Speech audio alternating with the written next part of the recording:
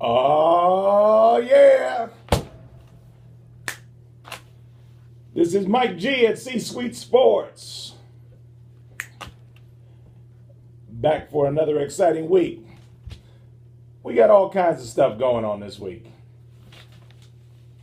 You know, we're in kind of that NCAA coming on thing. And we're in between the NBA and Major League Baseball really starting to get into their thing. Bunch of stuff going on. A lot of smaller stories, not so much mega stories, because, frankly, to a lot of us, once the NFL is dead, there are no real mega stories. I mean, it's all relative after that. Like, how big a story? It's a basketball story, it's a baseball story, unless you've got like a, unless somebody does something absolutely bonkers, in baseball or basketball. It's a lot of kind of, let me say with my PC hat, I don't want to say girly stories, but so it's not girly stories, but they're almost like kiss and tell stories, well, what is LeBron thinking about this? Oh my God, what about Steph? What is Steph doing over here? And, is this player getting too old? And did this one say something PC? And did this one not say something PC? But, the big stories are just not completely there. So there's a lot of little ones. Some of them kind of interesting, though.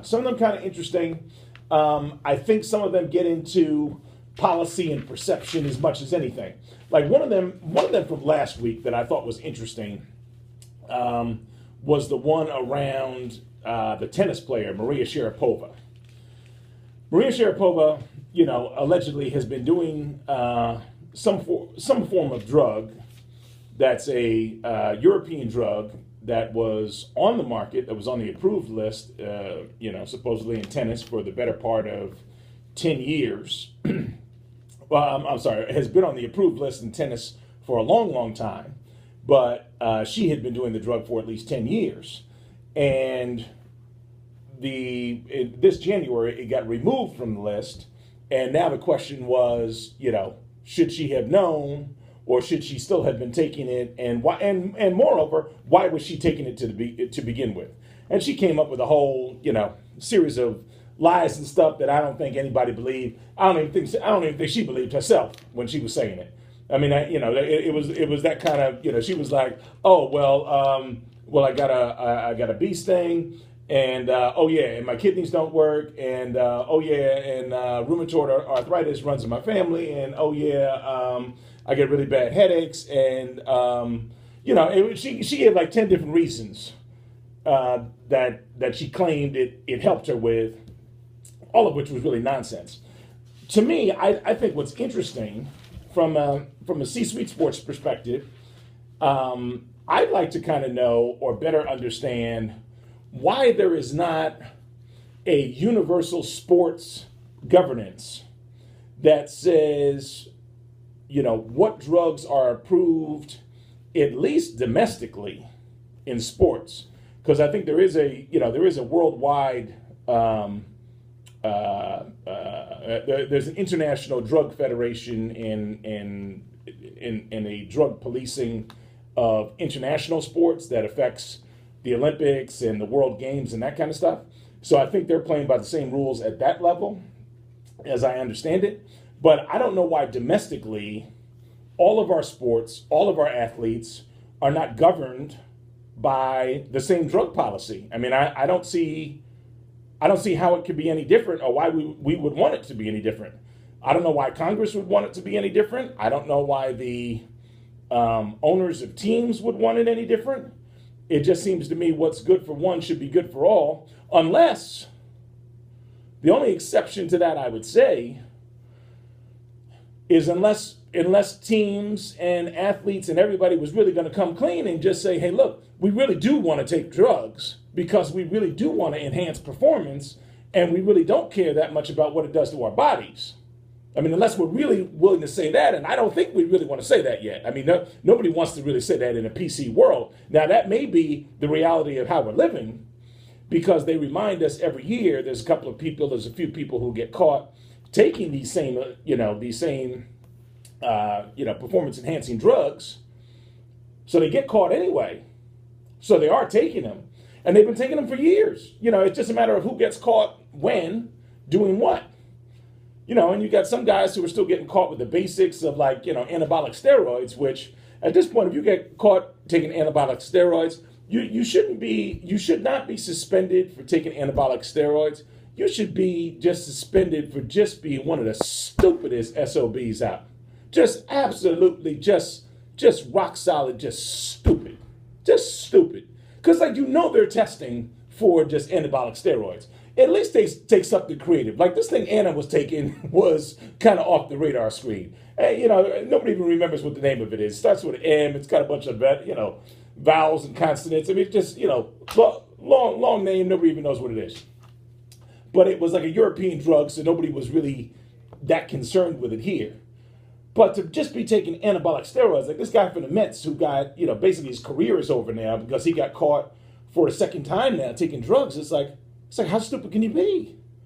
They're at least testing for that. Like, at least, if you're going to get caught taking something, or if you're going to risk taking something, take something that they might not be testing for yet. Like maybe they haven't come, maybe the test for HGH hasn't come to your league yet, or maybe your league isn't doing the test yet.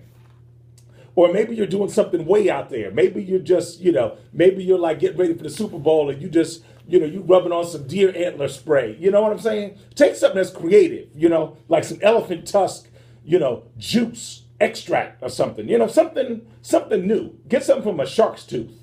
Tell me something new that's in the drug, that's in the drug spectrum that you can take. But to just be taking like basic street level, anabolic steroids at this point.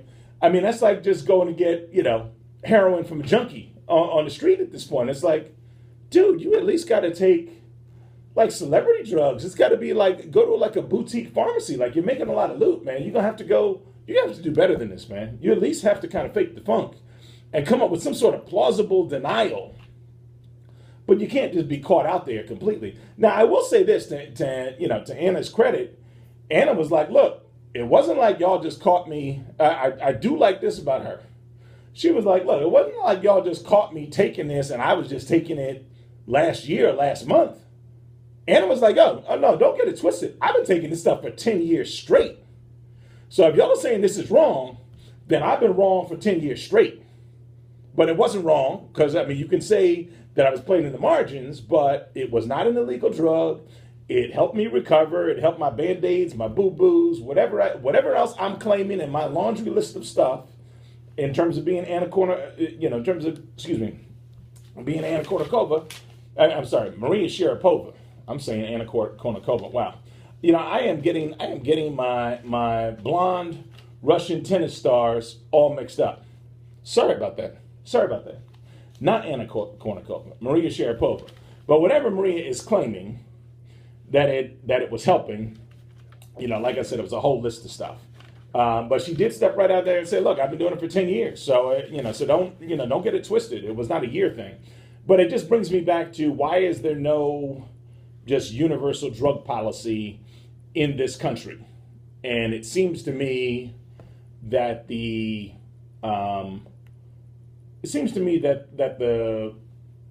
folks who would want to lead the charge in that, I think, if it were real and they really wanted to do it, I think it would have the most teeth if football led it. I think football from like a contact, strength, size perspective. But then I think there's going to be those endurance sports that are going to have a vested interest in it also, with like running and cycling and that kind of stuff. But that's more weighted towards the international scene. And I don't know. I guess we can see if the government comes up with it, but it just seems to me that there ought to be a universal rule that just governs all the above, because it just should not be, random here and there. Needless to say, I'm going to get to the the Adam LaRoche story with the Chicago White Sox a little bit later on in the program, that has been something that has, as a guy who's watched this the past several days and heard people weigh in from a lot of different perspectives, it just continues to amaze me seeing what has happened and what this guy has decided to do, apparently, for himself and his family. Just rather strong, and well, like I said, we will get into it more later on. This past week also was an important week for the NFL, because the NFL, actually admitted for the first time that they have, in fact, at a congressional hearing, the NFL finally admitted that they do, in fact, acknowledge that there's something going on with CTE and trauma to the head. That that it's not all just made up. That we haven't all just been out here banging our head and it's like, no, we don't. I mean, because their previous postures have been like, oh no, I just don't know nothing about no head banging. If and there was no head banging, we just didn't know about it over here. Sure enough. I mean, their denials have been something that has literally been comical. Wide-eyed kind of, we just didn't know nothing about no head blows. Are you saying people was getting hit in the head? If and that's true that they was getting hit in the head like that, we sure enough, we's powerful sorry if that happened. I mean, the denials have been incredible and just so unrealistic. My point of view, which I have expressed before, but as a guy who played football and as a guy who banged his head a considerable amount, I can appreciate the concern as one gets older in life, even for the guys who are younger, but certainly as folks get older in life and they start to have some real health challenges and health issues. Now, granted, I never played in the NFL, so that's a distinction that could be made. But I don't think that the playing in the NFL in particular is the only way that you can necessarily end up with this sort of head trauma. I mean, for what they're saying now, they're saying the kids are, they're concerned about kids in high school and college and everywhere else. I played a little while in college, played for a couple of years in college and took a fair number of blows. And I played a position that you could get your head hit on every play. I mean, if you're in the game, let me not say you could get your head hit every play.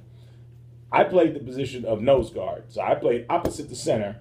As soon as he said hike, my head is going to crash into his head because that was my job. Okay? So my head has got to crash into his head. There's no other, I have no other function other than to crash my head into his head upon command. And do it again and again and again throughout the game. That's my whole job. Crash my head into his head as hard as I can and try to hurt him worse than he hurts me. So I've got a fair amount of, personal experience in this space, and I played nose guard and defensive tackle in high school, and growing up I did as well, and also played a little bit of fullback. I think I think it was time for the NFL to admit it. Even when they did it a little bit herky-jerky. They admitted it at a congressional hearing. Then a couple hours later, they kind of pulled their statement back, and they were like, no. I mean, but we didn't really mean that the way it sounded. We didn't quite mean that we knew that we were involved in CTE, but we